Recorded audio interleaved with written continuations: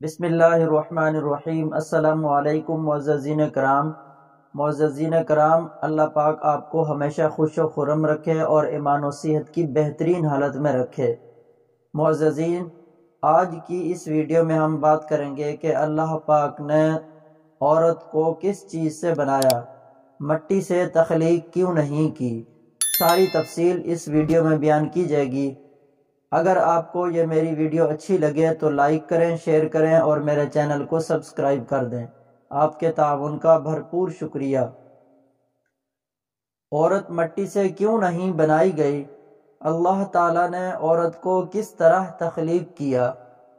مرد کی پسلی سے عورت کو بنا کے اللہ تعالیٰ نے مرد کو اپنی اس حکمت کا اشارہ دیا کہ میں نے اس عورت کی تخلیق فرشتوں کی لائی مٹی سے نہیں کی، میں نے اسے تمہارے جسم کے حصے سے اس لیے نکالا کہ عورت کا تقدس اور پردہ قائم رہے۔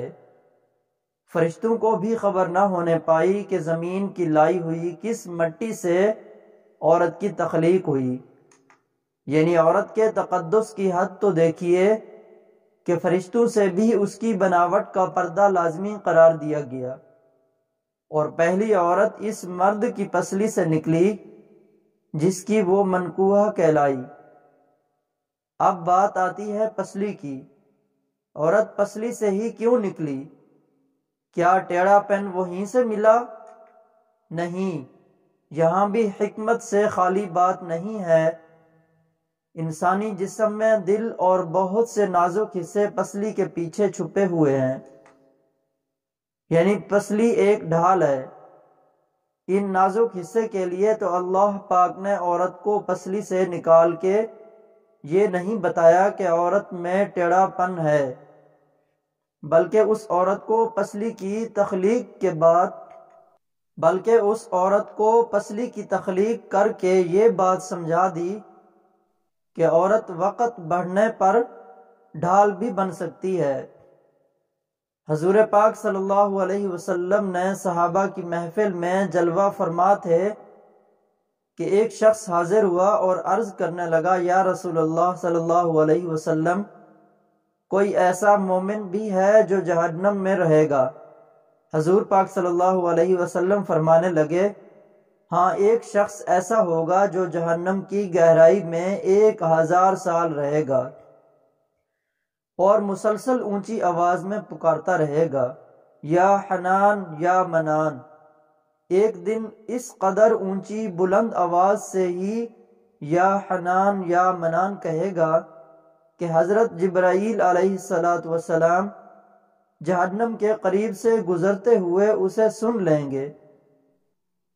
حضرت جبرائیل علیہ السلام حیران ہو گئے کہ یہ کیسی عجیب بات ہے، کوئی مسلسل یا حنان یا منان پکار رہا ہے۔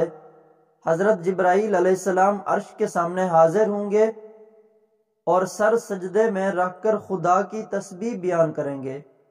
اللہ پاک فرمائے گا، اے جبرائیل علیہ السلام، سر اٹھاؤ۔ جیسے ہی حضرت جبرائیل علیہ السلام سر اٹھائیں گے تو اللہ پاک فرمائے گا کہ بتاؤ جبرائیل علیہ السلام، کیا عجیب دیکھا؟ آج تم نے حضرت جبرائیل علیہ السلام عرض کریں گے کہ اے ہمارے رب، میں نے جہنم سے آتی ہوئی ایک آواز سنی ہے جو کہ گہرے گڑھے سے لگ رہی تھی، کوئی پکار رہا تھا یا حنان یا منان۔ اللہ فرمائے گا، اے جبرائیل علیہ السلام، جہنم کے 2 رقع مالک کے پاس جاؤ اور اسے کہو جو بندہ یا حنان یا منان کے صدا لگا رہا ہے اسے جہنم سے نکال کر تمہارے حوالے کر دے، پھر اسے میرے پاس لے آؤ۔ حضرت جبرائیل علیہ السلام جہنم کے دروازے پر تشریف لے جائیں گے، دروازے پر دستک دیں گے، مالک باہر آئیں گے۔ حضرت جبرائیل علیہ السلام انہیں اللہ پاک کا حکم سنائیں گے۔ حکم سن کر مالک جہنم کے اندر جائیں گے۔ حضرت محمد صلی اللہ علیہ وسلم نے فرمایا، جیسے ماں اپنے بچے کو پہچانتی ہے، مالک ایسے جہنم کو پہچانتے ہیں۔ اس کے باوجود آپ یا حنان یا منان کہنے والے شخص کو تلاش نہیں کر پائیں گے۔ باہر تشریف لے گئے۔ حضرت جبرائیل علیہ السلام سے عرض کریں گے کہ اے جبرائیل، جہنم نے گہرا سانس لیا ہے، اس لیے کون سی چیز پتھر ہے، کون سی چیز لوہا ہے اور کون انسان ہے، اس کی پہچان نہیں ہو رہی۔ حضرت جبرائیل علیہ السلام پھر اللہ پاک کی بارگاہ میں سجدہ کریں گے۔ اللہ پاک ارشاد فرمائے گا، اے جبرائیل علیہ السلام، سر اٹھاؤ، تم یا حنان یا منان کہنے والے کو کیوں نہیں لائے؟ جبرائیل علیہ السلام عرض کریں گے، یا اللہ، دو رقع جہنم مالک نے بھی معذرت کر لی۔ کہتے ہیں جہنم نے گہری سانس لی ہے، اس وجہ سے پتھر، لوہے اور انسان کے درمیان کوئی فرق نہیں بچا ہے، تو یہ سب جل کر کوئلہ بن چکے ہیں، کسی چیز کی پہچان نہیں ہو پا رہی۔ اللہ فرمائے گا، جبرائیل مالک سے کہو میرا بندہ جہنم کے فلاں گڑھے میں فلاں کونے میں اس حالت میں پڑا ہوا ہے۔ حضرت جبرائیل علیہ السلام جہنم کے دروازے پر جائیں گے اور حضرت مالک کو یا حنان یا منان پکارنے والے کو پتہ بتائیں گے۔ حضرت مالک جہنم کے اندر جائیں گے اور دیکھیں گے ایک شخص ہے، اس کے پاؤں اس کی پیشانی کے ساتھ اور اس کے ہاتھ گردن کے ساتھ بندھے ہوئے ہیں، اور جہنم کے سانپ بچھو اس کے ساتھ لیٹے ہوئے ہیں۔ حضرت مالک اس کی زنجیریں توڑ دیں گے اور جہنم سے نکال کر حضرت جبرائیل علیہ السلام کے حوالے کر دیں گے۔ حضرت جبرائیل علیہ السلام اسے عرش الہی کے سامنے لے کر حاضر ہوں گے، سر سجدے میں رکھیں گے۔ اللہ پاک فرمائے گا، جبرائیل علیہ السلام سر اٹھاؤ۔ جبرائیل علیہ السلام سر اٹھائیں گے۔ اب اللہ پاک اس بندے سے فرمائے گا، اے بندے، کیا میں نے تیری بہترین تخلیق نہیں کی تھی؟ کیا میں نے تیری طرف رسول نہیں بھیجے تھے؟ کیا میرے رسولوں نے تمہیں میری کتاب نہیں سنائی تھی؟ کیا میرے رسولوں نے تمہیں نیکی کا حکم نہیں دیا تھا؟ کیا تجھے برائی سے منع نہیں کیا تھا؟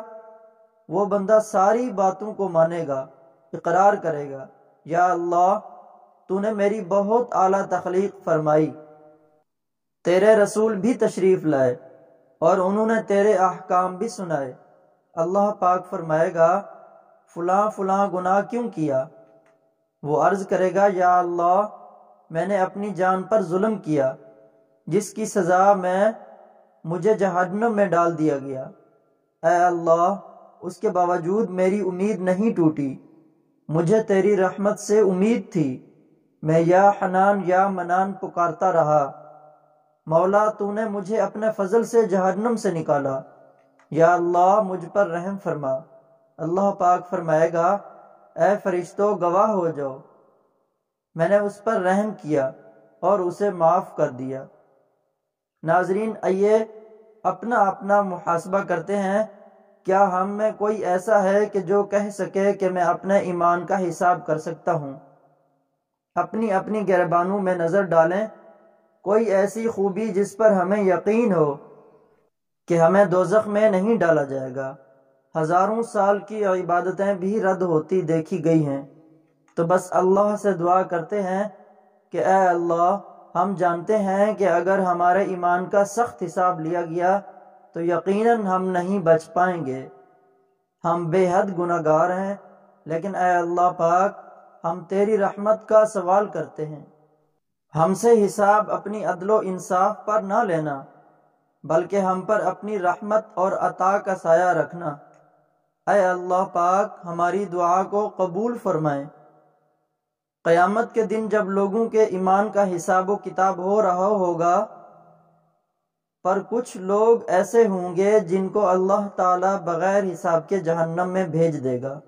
صحابہ کرام رضوان اللہ علیہم اجمعین نے عرض کی، یا رسول اللہ صلی اللہ علیہ وسلم، وہ کون سے لوگ ہوں گے؟ نبی کریم صلی اللہ علیہ وسلم نے ارشاد فرمایا، ظالم حکمران وہ تاجر جو جھوٹ بولتا ہو، وہ بوڑھا شخص جو زنا کرتا ہو۔ نبی کریم صلی اللہ علیہ وسلم نے فرمایا، جس شخص میں یہ تین عادتیں پائی جائیں وہ جاہل ہے جو سننے سے پہلے ہی جواب دینا شروع کر دیتا ہے، بات کو سمجھنے سے پہلے ہی جھگڑا شروع کر دیتا ہے، علم نہ رکھنے کے باوجود فیصلے شروع کر دیتا ہے۔ اللہ پاک سے دعا ہے کہ اللہ پاک ہم سب کو نیک عمل کرنے کی توفیق عطا فرمائے، آمین ثم آمین۔ معززین کرام، اگر آپ کو میری یہ ویڈیو اچھی لگے تو لائک کریں، شیئر کریں اور میرے چینل کو سبسکرائب کر دیں۔ بہت شکریہ۔ السلام علیکم ورحمۃ اللہ وبرکاتہ۔